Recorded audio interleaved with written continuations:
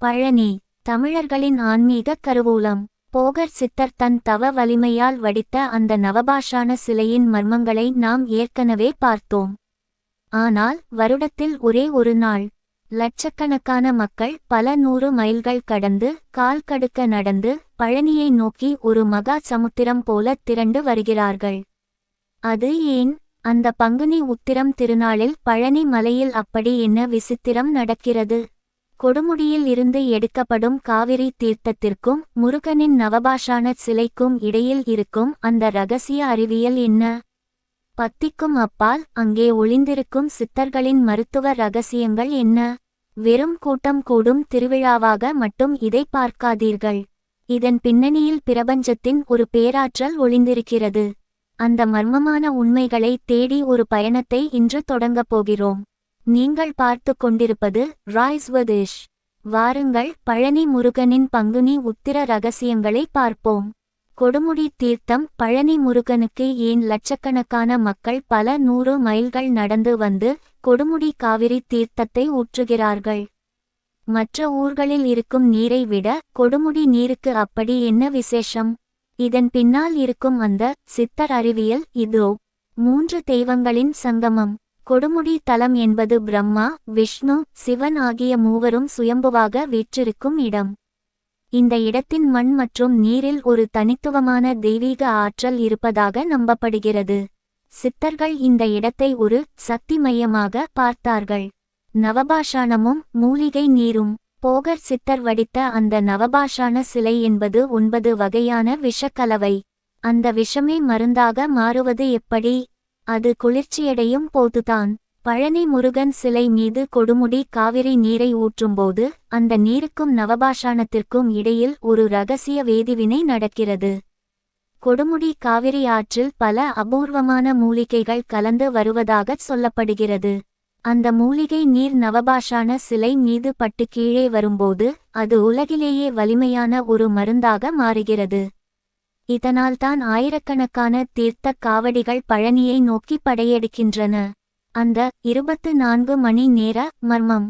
பக்தர்கள் அந்த தீர்த்தத்தை கையில் ஏந்திய பின் அது தரையில் படாமல் மிக தூய்மையாக பழனி மலைக்கு கொண்டு வரப்பட வேண்டும் என்பது ஐதீகம்.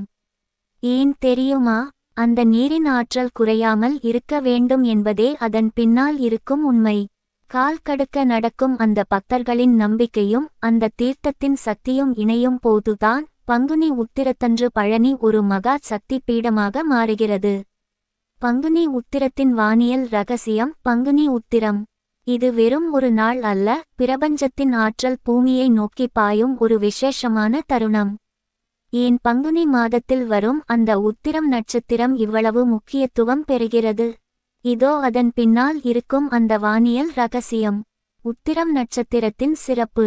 பங்குனி மாதத்தில் சந்திரன் உத்திரம் நட்சத்திரத்தில் இருக்கும்போது அது சூரியனுக்கு நேர் எதிரே வரும்.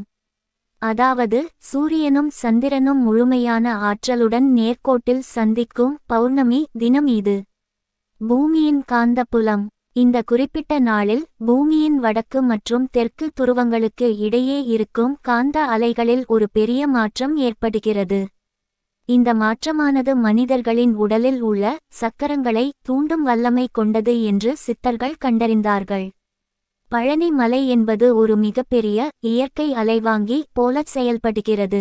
அந்த மலையில் இருக்கும் பாறைகள் மற்றும் நவபாஷான சிலை இந்த பிரபஞ்ச ஆற்றலை உள்வாங்கி அதை அங்கு வரும் பக்தர்களுக்கு ஒரு பாசிட்டிவ் எனர்ஜியாக மாற்றிக் கொடுக்கிறது. ஏன் பழனியில் இது முக்கியம்? முருகன் ஞானப்பழமாக தண்டாயுதபாணியாக நின்ற கோலம் ஒரு யோகியின் கோலம். பங்குனி உத்திரத்தன்று கிரகங்களின் நிலைகள் யோக பயிற்சிக்கும் மன அமைதிக்கும் மிகச் சிறந்ததாக இருக்கும். இந்த நாளில் நீங்கள் பழனி மலை ஏறும் போது உங்கள் உடலில் இருக்கும் இரத்த ஓட்டம் சீரடைவதோடு மன அழுத்தம் நீங்கி ஒரு புத்துணர்ச்சி கிடைப்பதை உங்களால் உணர முடியும். இதையேதான் நம் முன்னோர்கள் தெய்வீக அருள் என்று அழைத்தார்கள். இன்றும் நடக்கும் அதிசயங்கள். பழனி மலை என்பது வெறும் கற்களால் ஆன மலை அல்ல. அது ஒரு இரகசியங்களின் பெட்டகம். இன்றும் அங்கு நடக்கும் சில விஷயங்களுக்கு அறிவியலால் கூட முழுமையான விடை சொல்ல முடியவில்லை. அந்தச் சலசலப்பு மர்மம். பங்குனி உத்திரத்தன்று நள்ளிரவில் மலைக்கோவில் நடை அடைக்கப்பட்ட பிறகு கருவறைக்குள் இருந்து மெல்லிய சலசலப்பு சத்தமும் யாரோ நடப்பது போன்ற ஓசையும் கேட்பதாக அங்கே பணியாற்றும் சிலர் இன்றும் ரகசியமாகச் சொல்கிறார்கள். அது போகர் சித்தர் அரூபமாக வந்து முருகனை தரிசிக்கும் தருணம் என்று நம்பப்படுகிறது. நின்றும் குறையாத மூலிகை மணம். லட்சக்கணக்கான மக்கள் கூடும் இடமென்றால் அங்கே வியர்வை நாற்றம் எடுப்பது இயல்பு. ஆனால் பங்குனி உத்திரத்தன்று பழனி மலையில் ஒரு விசித்திரமான மூலிகை மணம் வீசும். அத்தனை 1000 தீர்த்த காவடிகள் அந்த நவபாஷான சிலை மீது ஊற்றப்படும்போது அந்த சிலையிலிருந்து வெளிப்படும் காந்த அலைகளும் மூலிகை மணமும் அந்த பகுதி முழுவதையும் ஒரு நேச்சுரல் ஹீலிங் சென்டராக மாற்றிவிடுகிறது.